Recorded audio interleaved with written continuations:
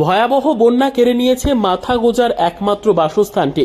হঠাৎ করে আসা ভয়ঙ্কর বন্যার হাত থেকে রক্ষা করা যায়নি ঘরের কোনো জিনিসপত্র। বন্যার জলে প্লাবিত হয়ে নতুন বাজার সুকান্ত কলোনি এলাকার বেশ কয়েকটি পরিবার আজ গৃহহীন। সরকারি সহযোগিতায় ত্রাণ শিবিরেই চলছে তাদের অসহায় জীবনযাপন। প্রশাসনের পাশাপাশি অসহায় গৃহহীন মানুষদের সহযোগিতায় এগিয়ে আসছে নতুন বাজার সহ বিস্তীর্ণ এলাকার মানব দরদী মানুষজন। ত্রাণ শিবিরে আশ্রয় নেওয়া মানুষদের একদিনের খাবারের দায়িত্ব নিয়ে এগিয়ে আসেন নতুন বাজারের প্রতিষ্ঠিত ব্যবসায়ী যতন হাজারি।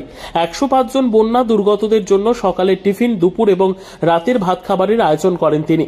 পাশাপাশি তিনি সকল অংশের মানুষদের নিজেদের সামর্থ্য অনুযায়ী বন্যা দুর্গতদের সাহায্যে এগিয়ে আসার জন্য অনুরোধ জানান।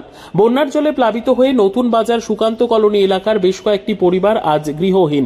প্রশাসনের পাশাপাশি অসহায় গৃহহীন মানুষদের সহযোগিতায় এগিয়ে আসছে নতুন বাজারের প্রতিষ্ঠিত ব্যবসায়ী যতন হাজারি। ঘরে জল লেগে যেতাম পারি কালকে পরশু যামুগা।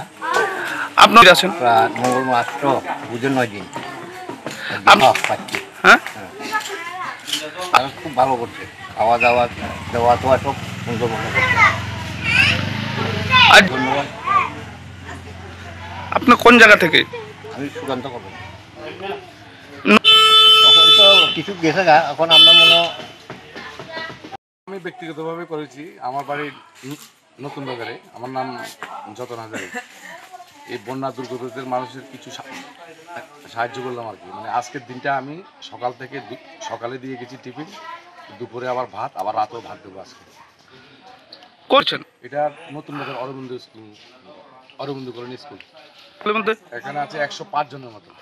কত পরিবার ঠিক জানি না, কিন্তু আমি টোটাল 105টা পার্সেলে নিচ্ছি আর কি। মানে এরকম আমার মতন যদি এরকম করে অনেকেই করতে পারে, এবং করলে খুব ভালো হবে আর কি। আপনার নাম? যতন হাজারি।